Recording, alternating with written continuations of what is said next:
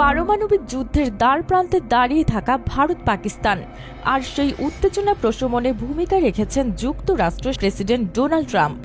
এমনই দাবি পাকিস্তানের সেনাপ্রধান আসিম মুনিরের। আর এতে শুরু হয়েছে চাঞ্চল্য।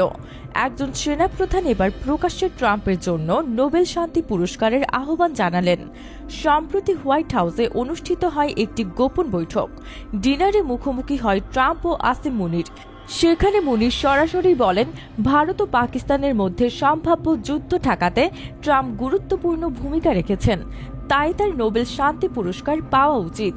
হোয়াইট হাউসের মুখপাত্র আনা কেলি জানান, দুই দেশের মধ্যে পারমাণবিক সংঘর্ষের ঝুঁকি ছিল বাস্তব, কিন্তু ট্রাম্পের কৌশলগত মধ্যস্থতা সেই উত্তেজনা প্রশমনে সাহায্য করেছে বলেই মুনিরের অভিমত। এই মন্তব্যের পেছনে রয়েছে একটি সাম্প্রতিক সামরিক উত্তেজনা। কাশ্মীরের পাহালগামের সন্ত্রাসী হামলার পর ভারত চালায় বিমান হামলা।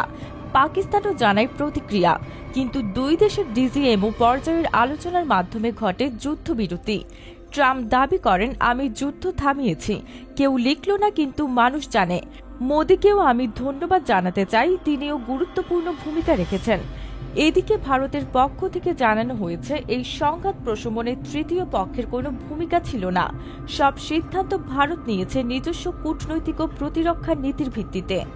বিশ্লেষকরা বলছেন, ট্রাম্প এই সময়ে নিজের রাজনৈতিক ভাবমূর্তি গঠনে শান্তি স্থাপনকারী হিসেবে নিজের ভূমিকা জোর দিয়ে তুলে ধরছেন। আপনার কি মত? ট্রাম্প কি সত্যি নোবেল শান্তি পুরস্কারের যোগ্য? কমেন্টে জানান আপনার মতামত।